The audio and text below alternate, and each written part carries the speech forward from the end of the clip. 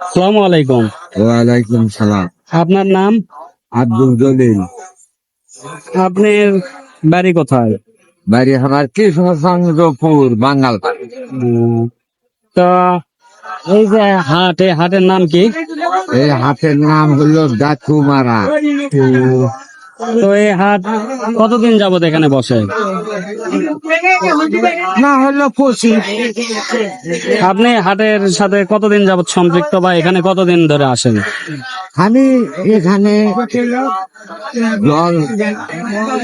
2 বছর আগে ছিলাম।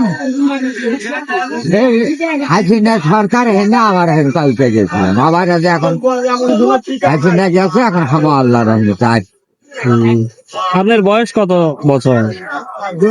68। তা আপনার ছেলে সন্তান বা মেয়ে কেউ নাই? দুই দুই ছেলে। দুই ছেলে না এক ছেলে? দুই ছেলে, মাইয়া নেই। সে হাটে এখন গরু বিক্রয় হচ্ছে কুরবানিকে কেন্দ্র করে, না প্রতিনিয়ত যে হাটগুলা বসে সে হাট কেন্দ্রিক অনুযায়ী? কুরবানি সব নথি কিনেছি আমি। মানে কুরবানি উপলক্ষে মানুষ কিনতে আসছে, আবার আবার মানে বিভিন্ন প্রকার জন্য পালার জন্যও কিনি। করতে পারে। খালি তো এক কুরবানির জন্যই আসিনি। তো এই হাটটি কোথায় অবস্থিত? হ্যাঁ, এই হাটটি কোথায় অবস্থিত? মানে হাটের জায়গাটা কোথায়?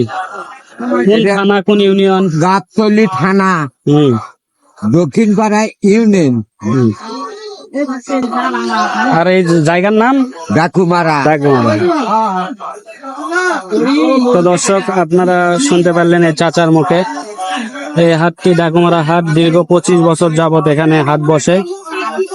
প্রতি হাটবারের মতো এখানে জমজমাট ভিড়। তবে ঈদকে কেন্দ্র করে আলাদা একটা উত্তেজনা এখানে বিরাজ করছে, কেননা সামনে আমাদের মুসলমানদের পবিত্র ঈদুল আজহা আসছে। তো এই উত্তেজনাকে সামনে রেখেই সকল মুসলমান ধর্মপ্রাণ ভাইরা আগে থেকেই চাচ্ছেন গরু ক্রয় বিক্রয় করার জন্য। তো এখানে এসে দেখি খুব জমজমাট অবস্থা।